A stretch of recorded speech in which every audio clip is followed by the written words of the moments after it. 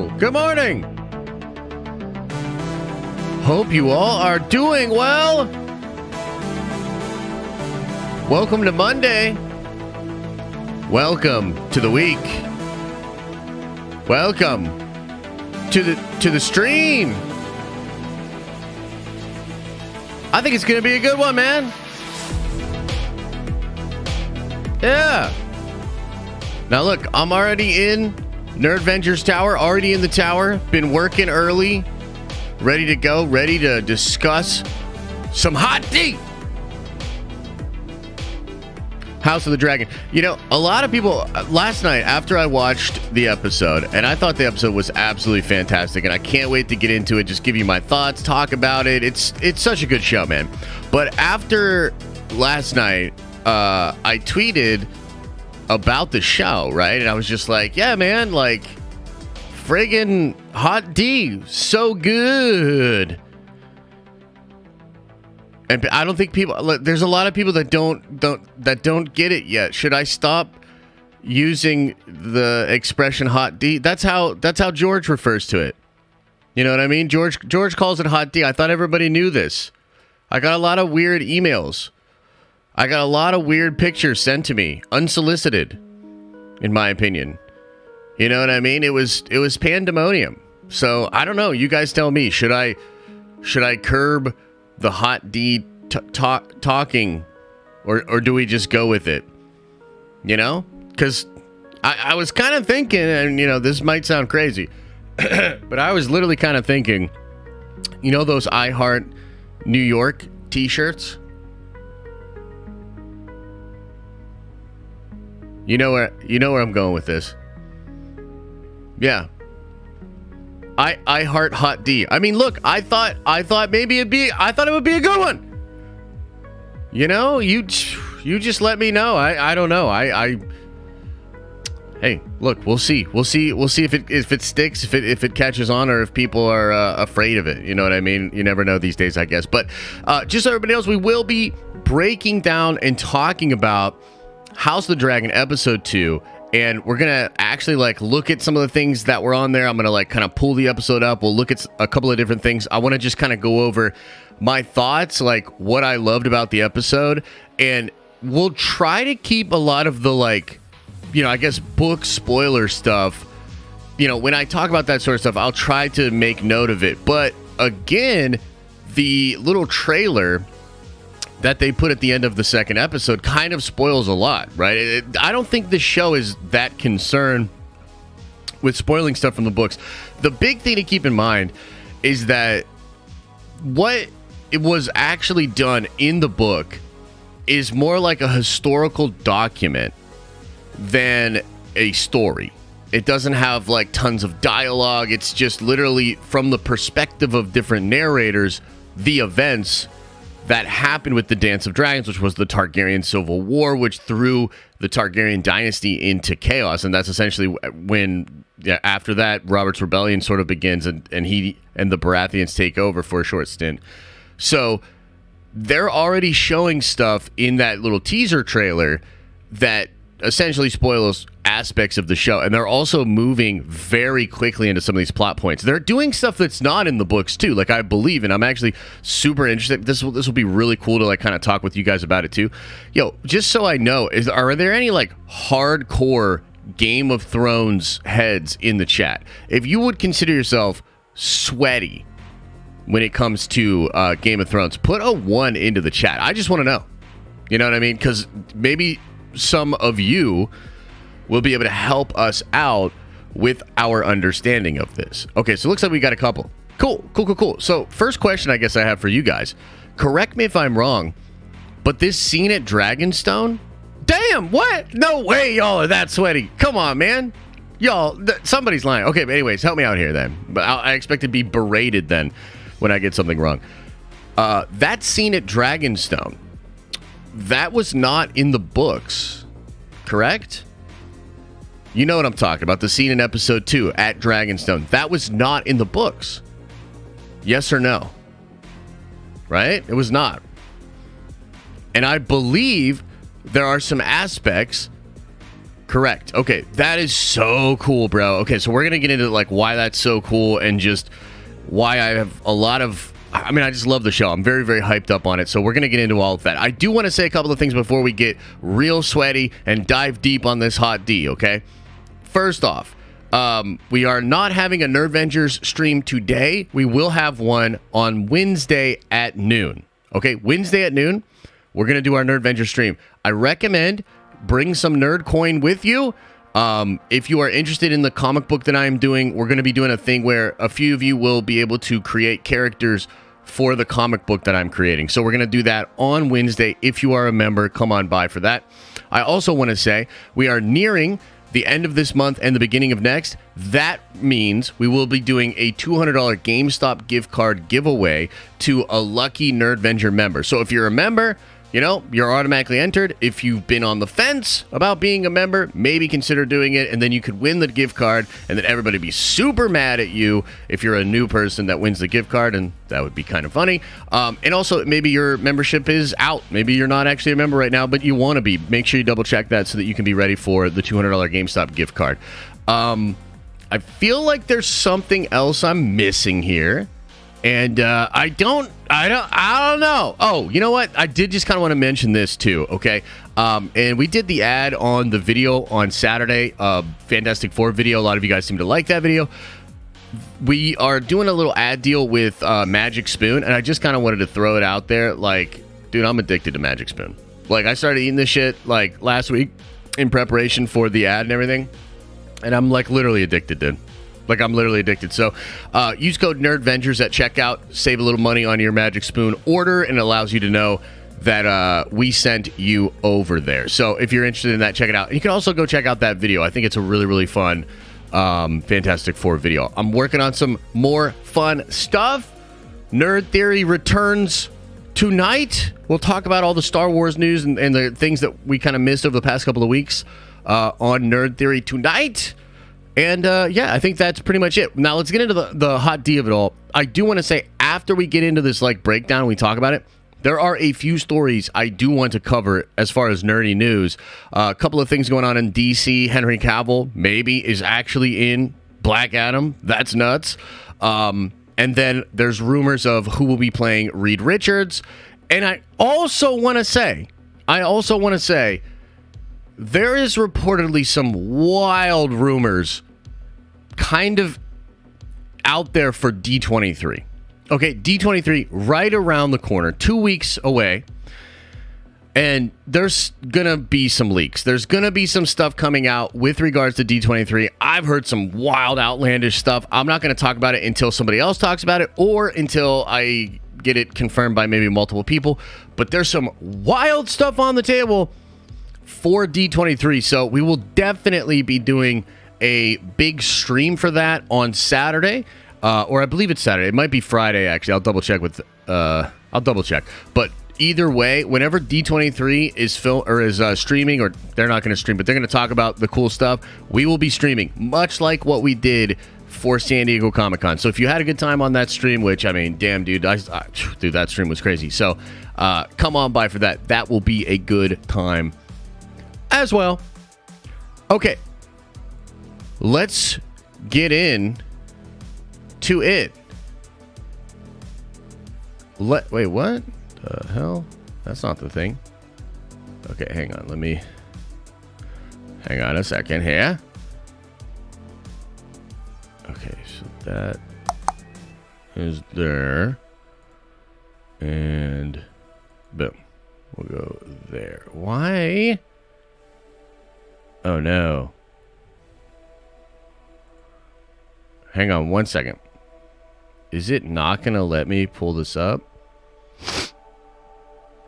Oh, man. These streaming services are getting so damn tricky with not letting the actual footage come up, which is such a damn shame. Give me 1 second here. I thought I had actually figured out a way to get around this, but maybe not. Might just have to talk about it and not pull up any of the thing, which would be pretty lame in my opinion. Yeah, no, that's probably not gonna happen. That's pretty irritating to me, man. That is pretty irritating to me. And then I had it, yeah, so I had it here. Like, yo, check it out. Yeah, it's just all black screen. Wow. So look at this. It'll show the thing on the bottom when I drag the cursor, but it's all black screen in the back. It won't let you actually see the image. Like on my screen, I can actually see this exact image here. But it's not going to let us do it live. What a fucking shame. Okay. That's fine. We'll just go through it like this, man. No. I don't think Firefox...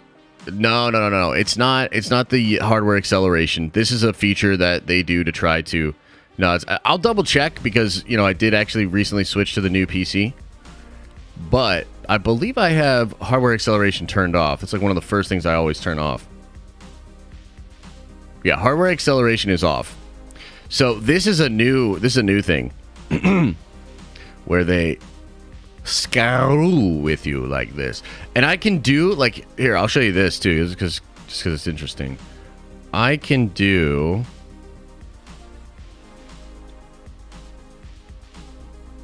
this. Okay. Like I can pull it up via this. But then when I actually go to play the episode, it gives me an error. Yeah. So I've tried a couple of different ways to get around it. No dice. No dice. Here, what if I did...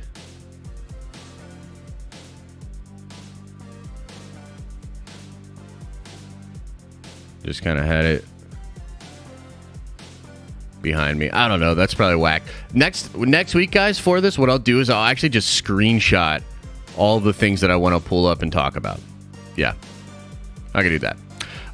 Okay, regardless, let's get into it. Let's get into the chat. So the first thing that happened in this episode is actually the intro. And, you know, we had heard that you were going to get your intro for the show this week. They didn't have one last week. It starts with like something like a cold open. It's a cold open that's really a narration, right? And it's the older Rhaenyra that is narrating, okay? What the hell is going on here? You can't even play now? What the? No! I don't like it! I don't like it when it doesn't do what it's supposed to do. Let me try this again. Because now it's not even... Okay, cool. Cool. So yeah, so we got our intro. Here's what I want to know from you guys, okay? They use the same Game of Thrones music. They use the music from the old show. It's obviously different visual effects. It's like the Valyria, right? It's Valyria, and it's that same like sculpture thing that King Viserys has. And the blood is meant to show like the bloodlines of all of the people from Valyria kind of spilling out and going in different directions and tendrils and things of that nature. So I guess the main question is, and I just kind of want to know in the chat, how did you guys feel about them actually using the old music? Did you like it? Or were you like, nah, fam, I'm not into that? What did you think? What did you think? Love it. Yes, perfect. Liked it. It was amazing. I got to be honest with you. I really liked it. I was like, dude, this is crazy. Exactly. The nostalgia was great. And some of the like conversation that we'll have about this show is, you know, going to be a little bit geared towards, is this going to bring Game of Thrones totally and completely back and wash away the sins of the last couple of seasons of the first show, right? And I think that this intro, it's just an intro, but I actually think there's a lot sort of wrapped up into the decision to do this. They want it to really feel like this connected and shared thing, you know? And look, this show, we're 2 episodes in on this show. I love it. I think it's fantastic. It's giving me all the old feels of Game of Thrones. I'm into it. I'm having a good time. We don't know how it's going to end, but if it even just kind of keeps at this pace, I'm back, right? I think the real test for the brand of Game of Thrones is going to be what they do with the Jon Snow show. And I did see some of you talking about this, before we went live.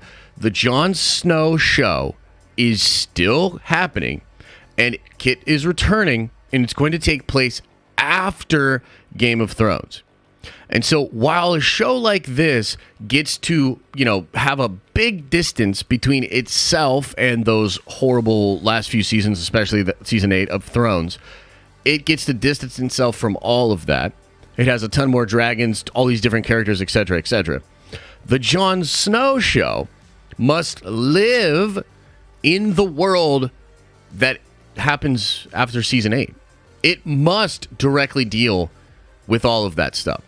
And so to me, if this show absolutely slaps, which it looks like it is going to, and it looks like it is taking over culture and people are so into this show, that's a really positive first step forward. If the Jon Snow show can also be incredible and maybe rework some of the things, maybe do some more interesting things, I don't really know. It's going to have to live within the world of King Bran. It's going to have to live in all these different things, right? Can that show, that's going to be the real test. If that show absolutely slaps and is incredible and sort of lets us forget or forgive some of the things from season 8, then holy crap, Game of Thrones will have pulled off something absolutely incredible. And as a small side note on that, wow, Dan and Dave, y'all just look like trash. You already looked like trash. Some of the interviews that you did after Game of Thrones season 8 made you look even more like trash. But this show being what it is, without you and with a lot of the people that were working around you, and with George's involvement, y'all looking like real trash. And again, if they make the Jon Snow show amazing, then holy shit, dude. Wow, what a rehabilitation for a brand. Incredible. It's like the opposite of Star Wars. You know what I mean? This is unbelievable. This would be such a course correction and such an incredible thing. Just as a fan of pop culture and business, bro, this is kind of fun to watch. You know what I mean? This is kind of fun to watch, and the show's also very fun to watch. So this episode's called The Rogue Prince, which is one of the monikers that Daemon Targaryen goes by, who, by the way, is one of George's favorite characters. I believe George is on record saying Daemon is his favorite Targaryen. And this is because he's mysterious, he changes allegiances, he's kind of all over the place. And to fast forward way the F ahead in this episode, you get a little bit of that in the final season with him and Collis. Or the final scene with him and Collis, where he's talking mad shit on his brother. Collis jumps in a little bit, and Daemon says, I can speak however I'd like about my brother. You cannot. And so even in that, you're like, dude, obviously there's a lot of friction between these two, and he's butthurt, but he's still not going to let this dude talk shit on his brother in front of him. I was like, that is interesting. And that's part of the reason why he's such a complex and interesting character. It's really, really good stuff. But the episode begins by showing us more of what this crab feeder dude is doing. And it's perfect. It's brutal. It's really, really awesome, right? And then we roll into a scene where the court, the king's homies are all discussing what is going on. And what's interesting in here is that you're also seeing Rhaenyra. Is it Rhaenyra or Rhaenyra? I think it's Rhaenyra, right? She's still the cupbearer. This is kind of interesting because she was named the heir to the Iron Throne. She's supposed to be a really big deal. In the last episode, it sort of ends with all of these lords bowing before her, which is something she brings back, or she brings up later in the episode. And yet, at this High Council meeting, she's still just the cupbearer. Okay? And they're talking about, and by the way, I have a theory here. Rhaenyra. Yeah. Rhae is bae. heard that. So I have a theory about how this is all going to, where this is all going to lead to, especially considering like what we see in the preview of next episode. But nonetheless, she's just kind of being the cupbearer, right? Now, Colas comes in and he's like talking about how they need to do something about this. And as we see later on in the episode, he's personally attached to this not happening because, as he says, this actually threatens the power of his house, of his family. If these people are allowed to totally stop, Westeros ships, from being able to do business and trade over there, it severely will affect him. So he has a personal stake in resolving this situation. And another interesting thing that happens during this is that Rhaenyra speaks up and basically says like, yo, we got dragon riders. Why don't we roll up and bust them up? And obviously this is hilarious. It's awesome. She, to me, is such a fun character. Like, I absolutely love Rhaenyra as a character. And she has a lot of qualities of Daenerys. Like, there are moments where, like, she really reminds me of Daenerys. But there's something about the actress herself and perhaps just her facial expressions and the energy that she brings. But she is so much more fierce than even Daenerys. And Daenerys was fierce in moments in the show, of course, and then it leads to being way too fierce. But Rhaenyra, to me, I don't know, from just off of 2 episodes, I already like her more than Daenerys, and I can root for her more. And she just has this fucking boss energy, dude. Like, and quite like kind of spoilers, I guess, of where this might go, but her and Daemon together is magic, dude. You know what I mean? Like, her and Daemon together is absolute magic. And so I'm loving Rhaenyra. She speaks up at this High Council meeting and says, let's use the dragons. The King and Hightower actually kind of shoo her away. And she then goes to get the new captain of the Kingsguard. Okay? And in another kind of, I think, move that's meant to show multiple things. Number one, it is meant to show that Rhaenyra is very smart. Okay? And she's clever. But she also doesn't quite care for politics. Again, reminds you of Daenerys a little bit. She doesn't quite appreciate the politics of this because she's sitting there and there are all these different houses represented by these people that want to be, captain of the Kingsguard, commander of the Kingsguard, I believe. And a political move would be to take one of these proud, powerful houses and put one of their people in that position, as it then sort of binds this other house to you, right? That's the political savvy move, which Arthur Hightower kind of tries to get her to understand. She is instead much more like outcome based. She's like, none of these dudes, because we've been in peacetime for some time now, none of these dudes have actual combat experience except this guy, and I believe he is fighting against the Dornish, which is so cool because I was like doing some, like many of you, I was probably, or you were probably watching a ton of videos, like catching up on the lore and like kind of satiating that appetite for like what was happening in Westeros around this time. The Dornish and Westeros there are a lot of conflicts until way down the line somebody marries the Dornish into Westeros and then they get all these special privileges and it like pisses off all these lords. Up until that happened, Dorne was the only kingdom of Westeros that didn't bend the knee even to the original Aegon, and they've kind of been at war with all these like raids for a long time. This guy has actually fought in such battles, and so Rhaenyra names him as captain of the Kingsguard, okay? Now, the next thing that we see, and this is kind of a really interesting scene and character development, is him with the Hightower girl, the King Viserys meeting with this girl. And help me out here. Who is this girl's name? Sir Christian Cole. Yeah, that's the guy that's now, and he has a lot to do as well, right?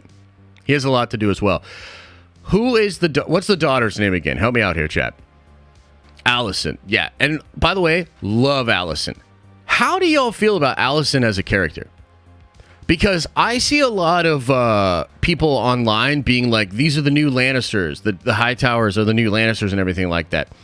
Yo, to me, Allison is a doll, man. She's like so sweet, seems to genuinely care about everybody, seems to do her duty, but also has anxiety as she's like picking at her, hands and her fingers and such and shit like that, right?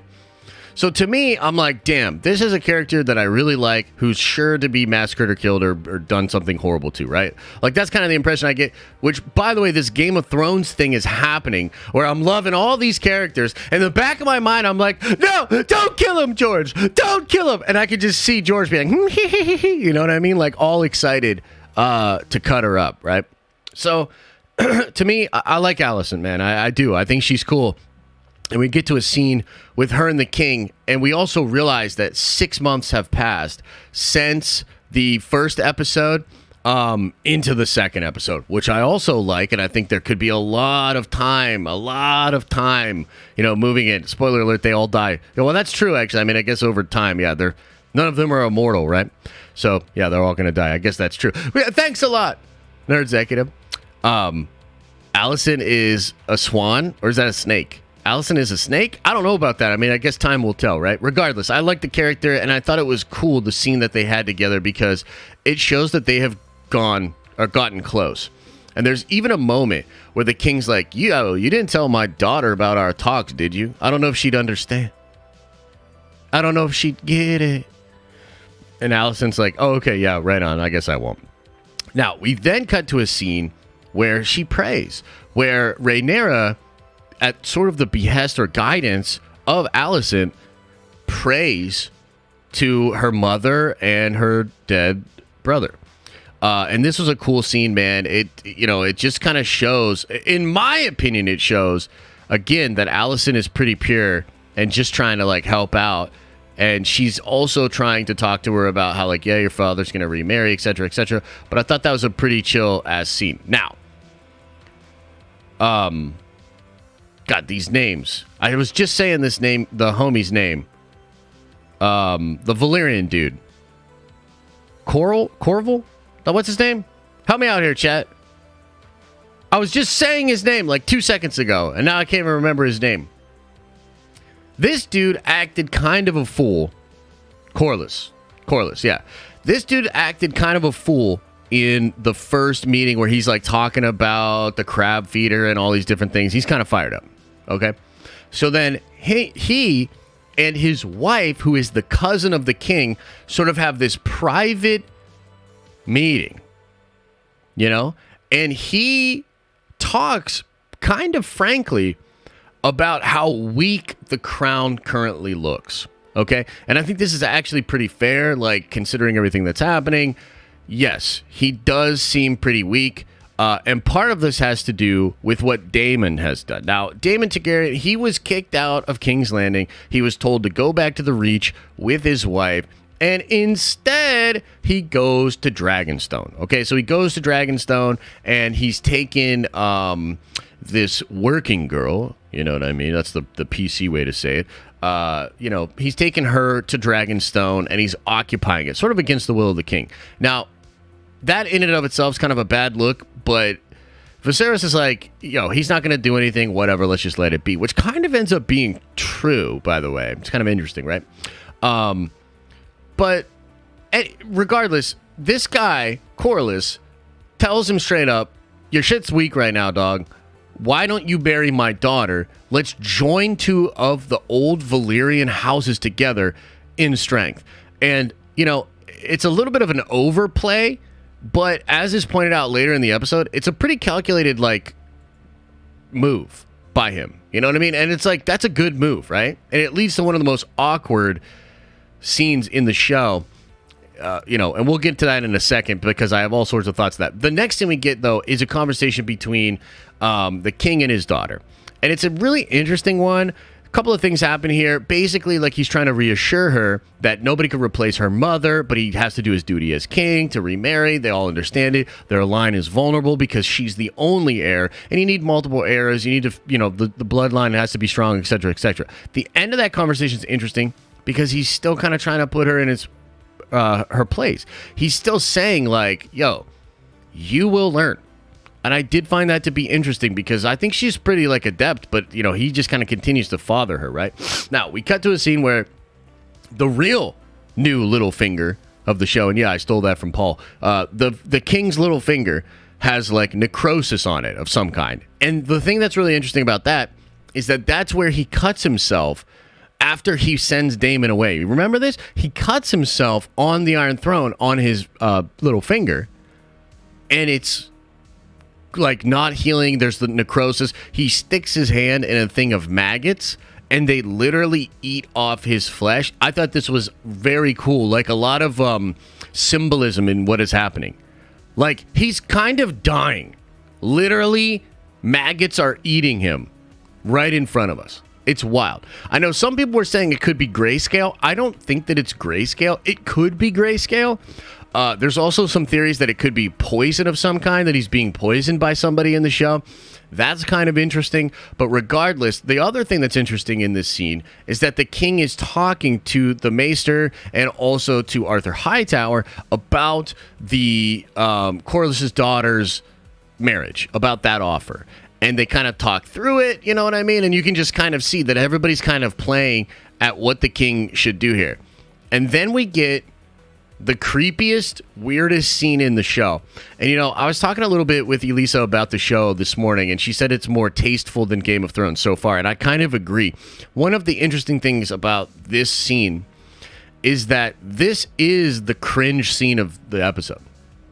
This is disturbing. But it's just them walking. It's the implications that make it creepy. You know what I mean? It's the what's going on, the context of this scene that makes your stomach turn. The scene itself is just two people walking around. You know what I mean? And so I do like what this show is doing. It's operating at a very high level of storytelling, television, you know, scene after scene, very intriguing, has you on the edge of your seat. Regardless of all of that, what you see in this scene is the king walking around with this 12-year-old girl who is way too young for him. Like, way too young for him.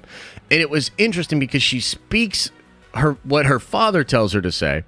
Then he asks her what her mother tells her to say. And you just kind of see that both parents, and this is kind of unfortunate, right? Both parents are just using the daughter, or essentially saying what they think they need to say to make this, you know, marriage happen. Like, they are so fixated on the power, the duty, and all of these different things that her actual considerations are not on the table, you know? And it was weird. It was disturbing. But it also just kind of shows you what's going on in this world. And it's juxtaposed against the scene with these two incredible female characters. And there's a lot going on here with Rhaenyra and, you know, her aunt. Very interesting stuff. And, of course, her aunt was supposed to be the actual ruler of Westeros, but lost to Viserys. And there's a lot of talk about the patriarchy and how they'll never let her be king, etc., etc. Rhaenyra says something really interesting. And she says, you know, they didn't choose you. And they're trying to make this distinction. And even the actress herself that plays the queen that never was suggested that perhaps even this character is blaming it on the patriarchy more than understanding that there could be other things going on. There's other reasons why maybe she wasn't embraced as a queen. And perhaps Rhaenyra represents some things that lady did not. But regardless, it was a really interesting scene. I think it does a lot for the characters.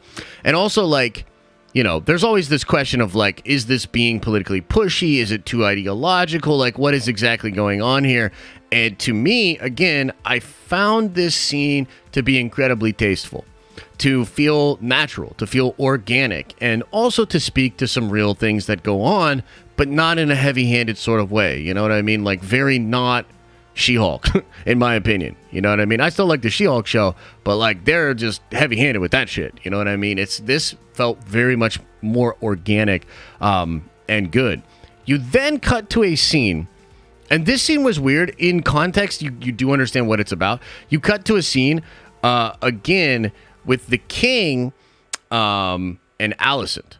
And it just shows them becoming very, very close. And Alicent is kind of making her move, so to speak. Like, she does this really, really kind gesture where she repairs one of his action figures.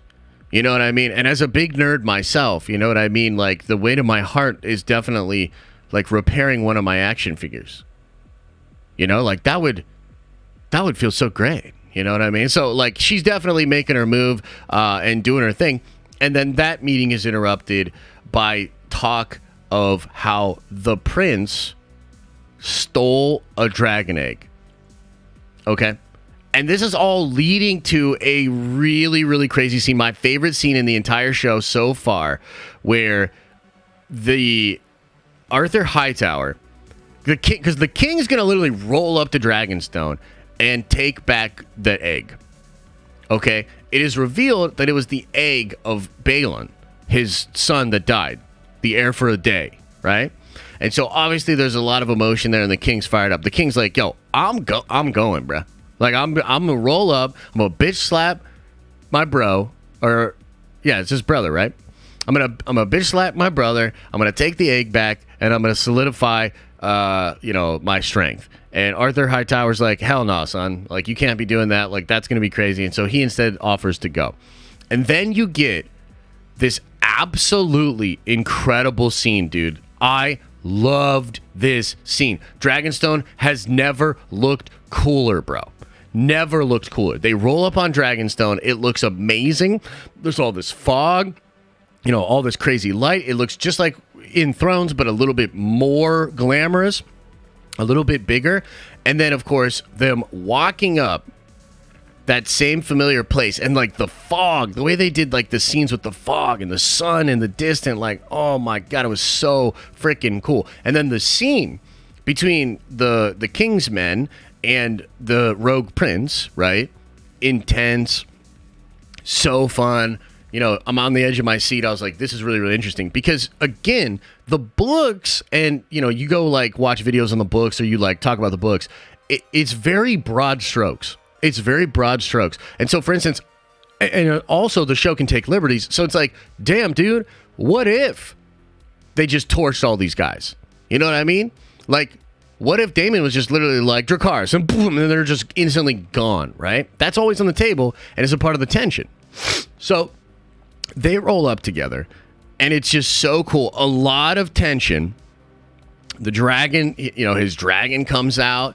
I loved it, dude. I thought it was so damn cool. And then when Rhaenyra rolls up, bro, and they have that scene where they focus on the clouds beside them, and it's like just rippling like a shark coming out of the water, and Rhaenyra and her dragon like come out and land. I was like, yo. I was like, damn, bro, this is intense. I was like, this is awesome. So then she comes in there, she lands and kind of does her own thing.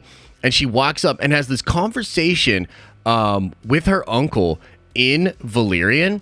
And it's fantastic, dude. It's fantastic. I thought it was so good, so intense. Love Rhaenyra as a character. Really established herself with this particular scene. Calls her uncle out on his bullshit.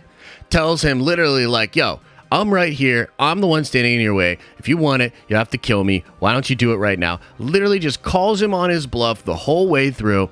He walks away, throws the egg back to her, and the situation's resolved. She then takes the egg, puts it back in the heater thingy, and then heads back up. Now, there's another scene with Daemon, and man, Daemon, what an interesting thing that's going on with Daemon, because I kind of feel like he's low-key getting like made a fool of kind of over and over again, and he's definitely an incredible character, but he hasn't really got his due or his gusto yet, right? He's kind of a troublemaker, rebel rouser, and there's just several scenes that sort of show him to be inept, you know what I mean, and not as good as he thinks he is.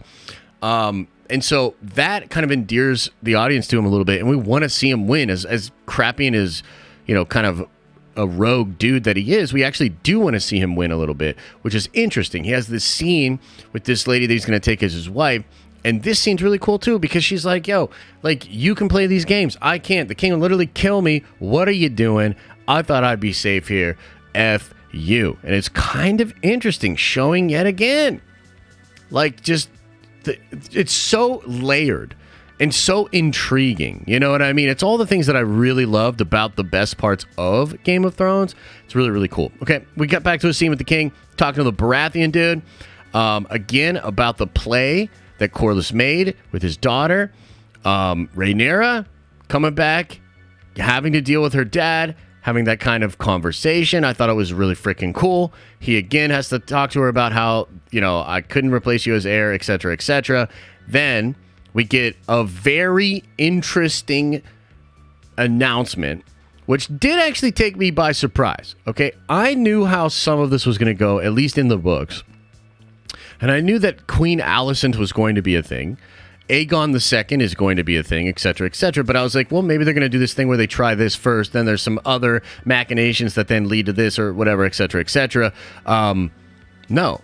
Instead, the king officially announces to the High Council that he is marrying Alicent.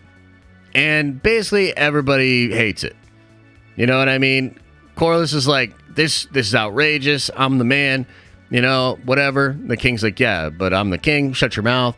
And then even Rhaenyra, she can't handle it, bro. So she's out. And this sows the seeds of a conflict that is essentially going to launch us into the Civil War, right? So it's very, very intriguing. And then you get this last bit here with Corlys talking to somebody who is revealed to be Daemon and talking about the problem with the crab feeder and how they should go handle the crab feeder, and that would gain him status. That would gain Daemon status. And what you're beginning to see here is that Corlys feels so spited by the king that he's like, I'm going to go help out the other potential heir and sort of bolster this guy. And again, you're starting to see the seeds of division in what will become this civil war. Okay? So, man, fascinating, intriguing, really, really fun stuff. Now, my theory on where this is going to go, because then we see the little jumping ahead. There's going to be another son. It's going to be Aegon II, and that's going to cause friction and stuff, And so, moving after that, what I think is going to happen, my prediction here is that Corlys and Daemon are going to be handling the crab feeder, and it's going to be not going incredible, and they're going to be sort of stuck in that conflict. And yes, there will be Daemon's dragon involved, but I think at some point, Rhaenyra is actually going to take her dragon and then go over there and help them as well and sort of solidify all of them kind of working together, right? So it's really, really crazy, super fun, and yeah, I loved it, dude. I thought it was incredible, especially that scene at Dragonstone. So damn cool. And so, I love it, and I'm super excited to see where we go from here. So, of course, if you guys have any questions or whatever, we can kind of get into the Q&A, talk about it. But, I mean, how did you guys feel about it? You know what I mean? Is there anything I missed? Anything important that was going on? Because it's cool. Because it's real, real cool. Yeah, I guess give me your score for the episode. What would you have given the episode out of 10? I'm so lost. Uh-oh. I mean, what the fuck? I thought Otto learned he was going to do before Rhaenyra showed up. That's what's puzzling to your boy. Oh, I mean, Otto thought that basically, he thought that the other dude, that Daemon, wouldn't be able to actually hurt him because that would mean war. You know what I mean? So he's basically like trying to call him on his bluff, right? But who knows how that would have worked had Rhaenyra not showed up. What's going on with the religious or maesters? So I think I'm interested to see where this goes. There's this theory that the maesters maybe have been trying to end the dragons and slowly kill off the dragons. That's like sort of a theory out there. The maesters could be the ones trying to undermine the king as well. You never really know. So we'll have to see. We'll have to see how all of that goes. Yeah. I love it, man. I'm super excited. So good stuff. Good stuff. Okay, couple of things I want to talk about.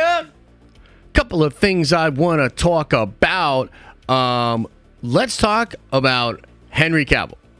Henry Cavill as Superman. Okay. I don't know how many of you guys saw this, but there was another Twitter Spaces, which is kind of like a podcast or a live stream between Eric Davis and Humberto Gonzalez. Okay, this thing is the second one they've done together. They talk about a bunch of different things that were going on. They were discussing what was going on with DC, right? They were talking about what was going on with DC, and Eric Davis just straight up asked Humberto Gonzalez about Henry Cavill returning as Superman, and he gave one of the craziest answers I've ever heard, where he said, I actually cannot talk about that because it is a spoiler, and that basically should give you your answer. And so they kind of like talk around it or whatever, but essentially like what that is Humberto, he's a trade reporter, he has a relationship with the studios, etc., so he likely knows something.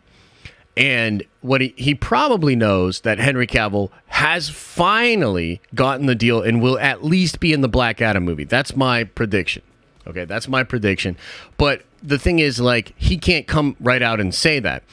Even on Twitter right now, and this is something we talked about, I was saying like 6 months ago, after Spider-Man No Way Home, Marvel Studios tried desperately to crack down on spoilers on Twitter and other platforms.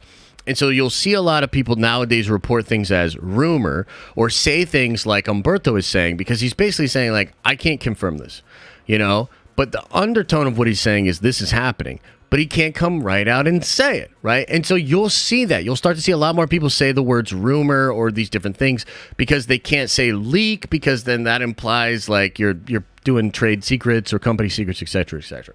So Humberto is hinting that Henry Cavill is actually back. Now, over the weekend, there was footage that came out that was supposedly Henry Cavill doing a test footage thing for Black Adam. That ended up being debunked, okay? That was debunked, but there were a couple of insiders that actually came forward and started to say, oh, no more headless Superman in the Black Adam movie, suggesting again that Henry Cavill is back as Superman in the Black Adam movie. And I gotta say, I love this. I'm a little like kind of conflicted on it, but overall, I mean, I absolutely love Henry Cavill as Superman. So any chance to see Henry Cavill as Superman again would be incredible. I also think that both The Rock and Warner Brothers really could use a little bit of a boost to the Black Adam movie, because as we talked about last week, they're so broke, they can only afford to release 2, I think maybe 3 movies this year. One of them is Don't Worry, Darling, which all of a sudden is like worry a lot, darling. If you know about the drama that's happening with that film, that movie might be affected by drama again. Warner Brothers really knows how to pick them. But The Rock in Black Adam, I just don't know if it had enough draw to really blow up. But if you add Henry Cavill Superman into the mix, that is a nice little bit of marketing that I think could absolutely blow it up. And you might say, like, oh, is that really going to work? Guys, how many of y'all went out and saw Venom 2 because of a rumored post-credit scene? You know what I mean? Like, come on, man. Like, we know what it is. Like, they do add this little bit of an extra oomph to these things to get the buzz going, the hype going, etc., etc. And so, Henry Cavill possibly back in the Black Adam movie. Now, what the hell does that mean for the future of DC? I gotta say, I have no idea. I don't think Henry has any idea. I damn sure don't think that Warner Brothers has any idea. But there is the possibility that Dan Lin, coming in as the new Kevin Feige of DC, he could take Henry Cavill and keep Henry Cavill as his Superman for whatever he wants to do next. I don't know that he will, but that is a possibility. It is also possible via the DC Multiverse that they're going to try to keep some of these things alive and keep them separated by different universes. And if some kind of a long play here would be a crisis event or something, akin to that, then hell yeah, man, like, bring Henry Cavill Superman back. A lot of people love Henry Cavill as Superman, so yet another wild-ass story, wild-ass rumor when it comes to DC. And I definitely want to know what you guys think about that. You know what I mean? So we can get into that in the Q&A and just kind of talk about it from there. Now, on the absolute flip side of that, depending on where you stand with The Flash and with Ezra, there's another report going on which broke late Friday about Ezra. Okay. And a ton of different things going into this. Essentially, and this is coming from the trades, Ezra didn't give a shit about all of the headlines, all of the drama, everything that was going on. Ezra didn't care at all until there was word that Warner Brothers was actually considering completely scrapping The Flash. At that moment, something that local monster Ezra Miller actually cares about was on the line, and so therefore the actor and their agent, went and had a meeting with Warner Brothers. Now, the word is the meeting that they had went really well. These heads of DC met with Ezra and Ezra's agent, and apparently there is PR out there, the statement that Ezra made, and there's 10, 12 months until the movie. And so there is the possibility that Warner Brothers is just hoping that riding that, out, having Ezra not make any more headlines and, trying to rehabilitate is maybe the move forward, and maybe The Flash will actually be released. I'm pretty interested in this because, look, I think Ezra's the absolute scum of the earth until I see evidence to the contrary, which is possible, by the way. It is possible that a lot of this was just made up or flagrant, but until I see evidence of the contrary, I cannot support Ezra. I wonder where you guys are at with this. This also comes at a time when people are saying that the Flash movie, even though I think this is mostly hyperbole and whatever, that the Flash movie is perhaps one of the best scoring films internally since The Dark Knight. Now, look, I shared some stuff on Twitter. It was actually a funny tweet that went semi-viral. They always say that shit, bro. They always say that the movie's the best since The Dark Knight. They've been saying that forever. I don't know if it holds any water. But it's technically possible and kind of hilariously ironic that the Flash movie might be an absolute masterpiece, but the star is an absolute monster. And how does that play out? We'll just have to wait and see. But Ezra apparently doing PR, had the meeting. Things are positive. And of course, we've heard that Zaslav really wants the Flash movie to come out. He's really, really attached to that Flash movie coming out, bruh. So I don't know, guys. It kind of seems like it's going to come out. I wonder, and this is, let's go to the polls on this one. Let's go to the polls on this one. Will you go see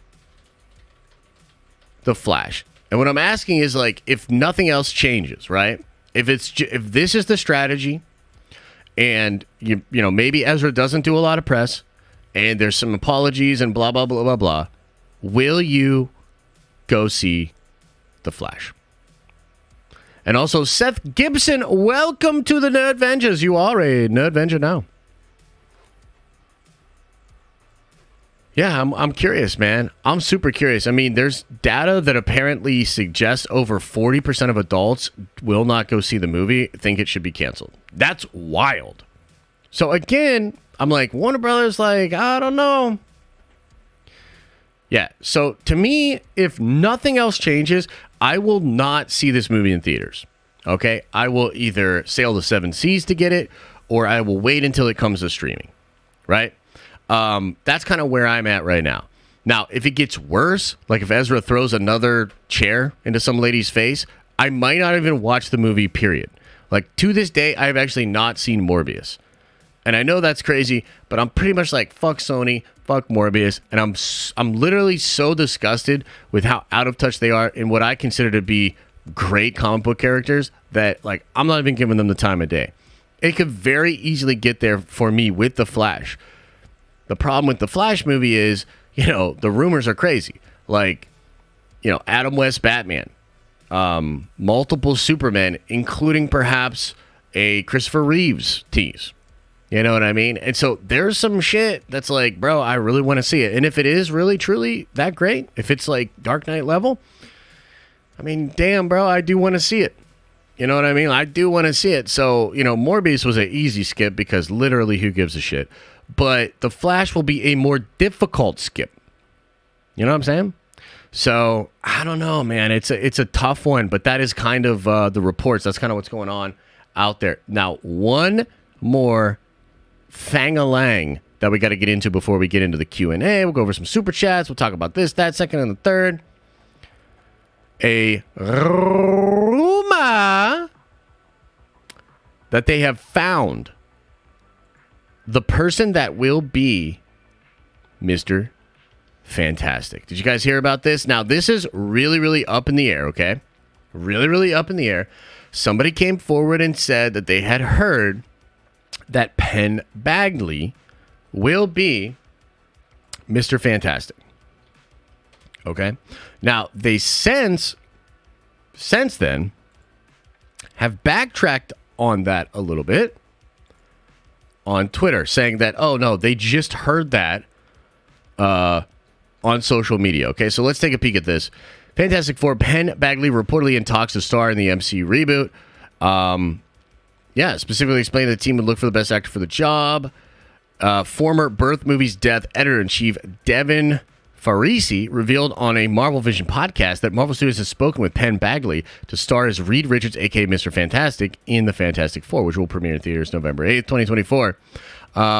He expressed his hopes for Black Mr. Fantastic. He expects the MCU version is going to be very traditional. Now, that's kind of interesting to me because a couple of years ago, Andy Signor reported that he had heard that they were going to go with a diverse cast for the Fantastic Four. So I guess we'll just see, right? I've long been stumping for a Black Reed Richards. I think John David Washington would be an incredible Reed Richards. I actually agree with that. I mean, I've been stumping for this forever, and I'm not going to get it. I'm not going to get a Black Reed either. It's going to be very traditional, is my guess. The guys at Marvel Studios been talking about it are all white guys. The guy Penn Badgley's from the show You, which is apparently very popular. I have no idea what the show is.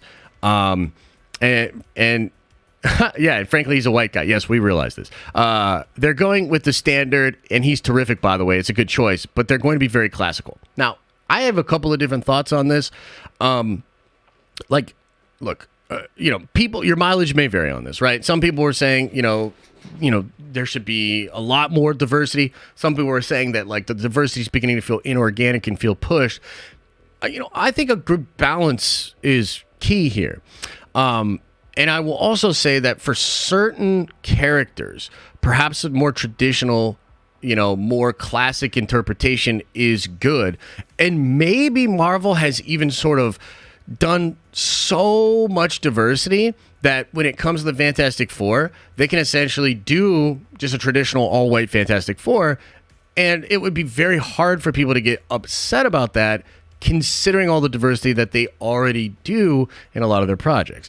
So that's kind of like where my mind was at with it. I was like, okay, well, maybe they're like, doing this to kind of do this or whatever. And regardless, to me, it always comes down to like, who's best for the role. Now, I don't know too much about this guy. You know what I mean? I don't know too much about him, but there's a couple of things that we got to talk about. Number one, this would suggest that it's not John Krasinski. You know what I mean? And I do wonder, chat, how do you feel about no John Krasinski? Are you sad? Are you sad? Are you upset? Are you into it? Because here's the thing. I feel like John Krasinski's outing in Multiverse of Madness was some kind of audition, and I don't know how many people really loved it. Yeah. You know what? Let's go to the polls. Let's go to the polls on this. By the way, wow, 70% of you say you will not go see The Flash. That's pretty interesting. That is pretty interesting. If Reed is, or how about this? Let's just put it like this. Do you still want John as Reed? That's what I want to know. Do you still want John Krasinski as Reed? Because I think a lot of people are either indifferent to it or don't like it. Strangely enough, I liked him as Reed, but I think there's just a lot of people that don't see him as Reed, or they didn't love what he did with the character, even though he doesn't do a lot. I thought it was great, but I was also kind of surprised at how many people were like, nah, fam, like, that ain't it, right? So, I don't know. I don't know, man. For me, I'm not really butthurt either way. And, I've looked at a bunch of Badgley's just like work, some scenes, some shots. Sometimes I think he really looks like Reed. Sometimes he doesn't. I think he's a much younger Reed Richards. But yeah, I frankly think that he could do a good job. You know what I mean? He might well be the guy for it, which would be really, really interesting. And, you know, as I sort of alluded to earlier in the stream, D23 is right around the corner, and the whispers are beginning. The whispers are beginning. A lot of people are like, bro, it's about to get crazy at D23. A lot of fun stuff being rumored. So, I don't know. We'll see, and if some of that stuff leaks out, we'll, of course, cover it. But I expect that if this is true, it'll be announced at D23. It'll be announced at D23. And what do you guys think about that? So he's 35. He's not super young, but doesn't he look younger than Krasinski? And how old is Krasinski? You know what I mean? Because I think that he looks pretty young. Although, to be fair, I could be looking at footage and things when he was, you know, younger or whatever. Did you see Great Face's list for Sioux actresses? No, I did not. I can check it out, though. D23 is in 2 weeks. Not this week, but next. Who cares about age? I mean, I don't necessarily care a lot, but it is a data point. John is 42. Okay. It's going to be Glenn Howerton, not Penn Bagley. That is also a rumor out there. I don't know if that has any real weight to it, though. You know what I mean? I don't know if that has any real weight to it, but yeah. Star Wars, please, I need you at D23. Yeah, I mean, wow, wouldn't it be great if Star Wars actually came correct and had some big announcements and some fun stuff at D23? We'll see. You know what I mean? We shall see. John had a dad bod in Multiverse of Madness. That's a little bit true, actually. Yeah, I didn't love the dad bod either. I mean, I have a dad bod, but I'm not a superhero.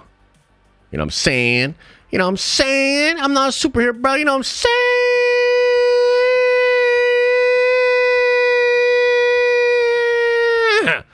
Okay, let's get, I think that's all the news. Let's get into some Q&A, man. I'll go over the super chats, member chats, chat, just kind of hang out with y'all.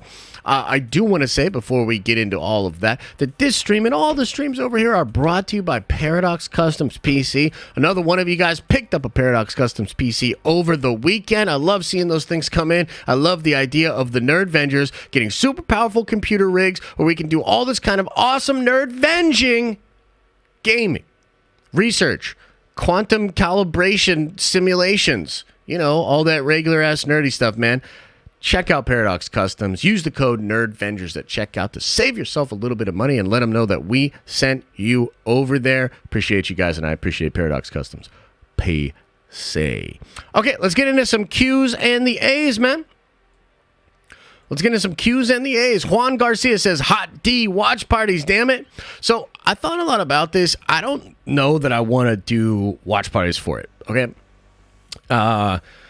You know, I think the Monday stream is probably the way to go. If anything, maybe I'll like start to do some more videos and try my hand at a couple of hot D videos. Maybe we'll do a watch party for the season finale or something like that. Not really sure. But for now, especially with like, you know, the baby and everything, I think that it's probably a better move to just, because like, for instance, yesterday, I didn't even get to start the episode till like 10:30, or rather 9:30. So, you know, I need that kind of flexibility, but I appreciate the love. Big Stevie W says, Josh got that hot D afterglow. I do indeed. Little hot D, real good for the complexion. Pause.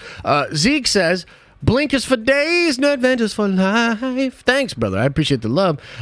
Blaine says, the Dragonstone scene is a melding of 2 or 3 book scenes into one. Rey was never at the meeting, and Lady Mysteria was actually pregnant. Interesting. Yeah, I really like what they're doing with these scenes.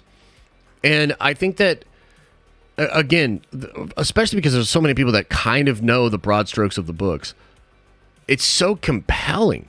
The way they're interweaving these different characters, the motivations, the political intrigue. I mean, it's like the best of what, you know, Thrones had to offer. And so I absolutely love it, man. But yeah, that Dragonstone scene was crazy. The talented Mr. Griffin with a $5 holler says the bridge scene was wild. Caraxis rolled up and was like, excuse me, what did you say to my daddy? Take my money. Yeah, dude, so awesome. Again, I want to watch that scene again. Like, dude, the way the dragon comes through the clouds like that and just So cool, bro. And the caliber of actors they have in this show is unbelievable. So yeah, talented Mr. Griffin, I totally agree, man. That shit was hype. Matthew says with a $10 holla, very generous, says, is there a danger of Rhaenyra being viewed as a knockoff Daenerys? Similar name, similar look, similar personality traits. Maybe a little bit. But I also think there's kind of something fun about seeing another like fiery Targaryen woman. And while, again, there are some visual, elements that are similar, I think Rhaenyra is her own character, and I am not bothered by the similarities whatsoever.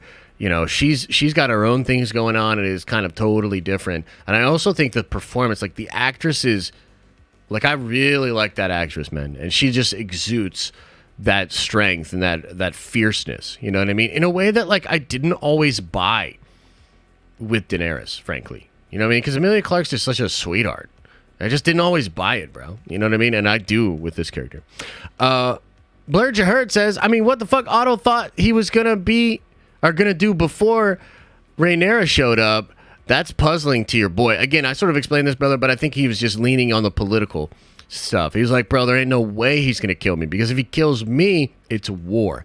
It's kind of like how presidents will sometimes go to like seemingly hostile countries, and like nobody on earth actually thinks that one of these countries is going to take a shot at the president, because if they did, like, bro, it would be bad. Like that would just be a bad look. So that's what was going on. Sid Gibson, again, thank you so much, man, for joining up to the Nerd Vengers. And Mandalore with the beautiful bald picture of me says, with a member for 3 months. 3 months as a member, man. Take my money and shave that head. Well, I'll take your money, but I'm not really going to shave the head, brother. You know what I mean? I'm not really feeling that. So not really into it. But yeah, let's hang in chat for a little bit, guys. Then I'm gonna get on out of here. How did you feel about the breakdown stream and everything like that? Like, is this a fun kind of little traditional thing? Is that cool? Like, are you vibing with the breakdown? Will it be fun to do it again next week? Yeah. Cool. Yeah, I'm into it. I have a lot of fun talking about the show. Like, as soon as I saw it last night, I was like, oh, man, I can't wait. Can't wait to talk about it on Monday. Yeah, good stuff. Hot tea better than anything Marvel at the moment. I absolutely agree. It's a phenomenal show. It's weird. I don't even watch the show, but it's fun watching you talk about it. Oh, well, there you go. Hot damn with your hot D. One of the best things about Game of Thrones, and hopefully the show, is talking about it and theorizing. Yeah, I totally agree. Josh, what's your relationship with Lucasfilm at the moment out of 10? I don't know, dude, like 3. Why have Rings of Power premiere so close? I'm not really sure. But by the way, Rings of Power... And, I've kind of been talking about this a little bit on Twitter here and there, but Rings of Power might be incredible. And I know that'd probably be like really hard for some people to believe, because so much, bullcrap has happened. I feel as though Amazon has really fumbled a lot of the PR and done some really silly things. And they've done a really bad job of like talking about criticism. Feels very similar to Star Wars in some ways. But regardless, a lot of people are telling me, like, these first 2 episodes are really cool, bro. And I'm going to check it out. And that's this Friday. And I'll check it out. And it is absolutely possible. And I know some of you are like, it's impossible. It'll never happen. It is absolutely possible that Rings of Power is incredible and becomes very popular. Like, it could be an incredibly popular show. And people could be very, very positive on it. So we'll just wait and see. I'm going to check it out, and I'm excited to see if it's all that it's cracked up to be. Isn't this week, too, when the new or the old Spider-Man movie comes out with the 11 minutes of footage? You know what I mean? Because I'm going to check that out, too. Maybe I'll check that out on, like, Saturday, and I'll do a little video after I see it to see if it was worth it or not. Thoughts on World War Hulk? Possibly. Yeah, World War Hulk, I think, is coming, and I actually think there could be something announced at D23 with that. Who knows for sure? But yeah, and then She-Hulk. I think She-Hulk's ending will point us in a pretty clear direction of World War Hulk. And what's his face? Ruffalo kind of even talked about it. He was like, "Yeah, I think that'll happen," which is funny. Yeah. Is Nerd Theory back on tonight? Hell yeah, bro. We're back at it tonight. Did you see that Rogue One released this week in IMAX? What a sick movie. I do like that movie. It's nice to have some good shows to watch. Again, Marvel shows are not satisfying to me. Yeah, they're not really on par with a lot of the incredible television that's out there. And that's just what it is. I think She-Hulk's a super fun show, but it's not really consequential, at least thus far. It's just like a fun little side dish to Marvel. Whereas, House of the Dragon is like, I mean, damn, bro. Like, what an experience, Josh, I took a sip of Daddy Zaslav's Diet Coke, and my third eye was open. Zaslav is preparing for Darkseid to return to Earth. Holy shit! That's pretty crazy. Do Twitch gamers make a lot of money? I mean, it kind of depends, man. It's like, the honest-to-God truth is most of them don't. There's a small percentage of streamers that make an insane amount of money, but most streamers do not. How's Mom Avenger doing? Oh, she's doing great, man. She's doing great. He was decent last night. A little rough when we first went to bed, but other than that, pretty good. And so, yeah, I think everybody's doing good, man. Everybody's doing good. Yeah. Hope you're doing well this morning. D23 is going to drop nukes. Damn, okay. What do you think will be the top announcement? I think the Fantastic Four stuff. I think Hulk, maybe. And maybe even something crazier. DBZ vid win? If the anime comes back and the anime is dope, I'll do at least weekly reviews or something. So that's what we'll do.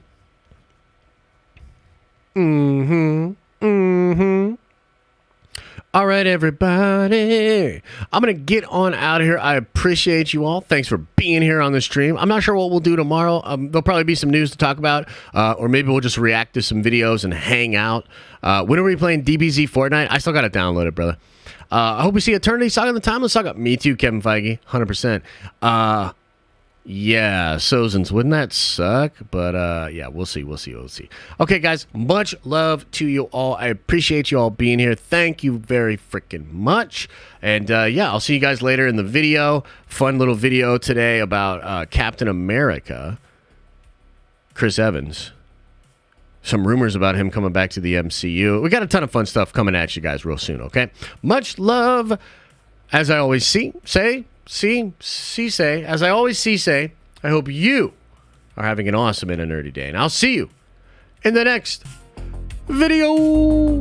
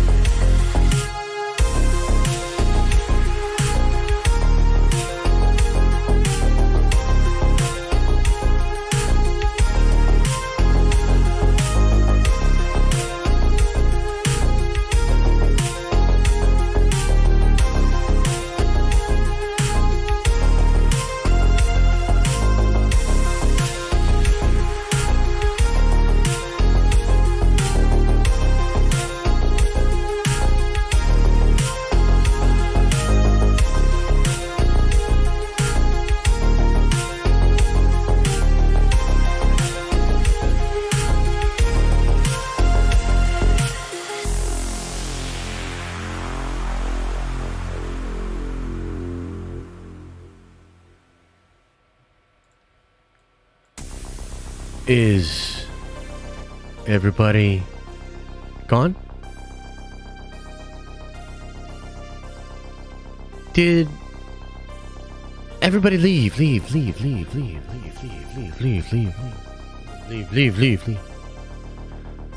Oh man. Oh man. Good show.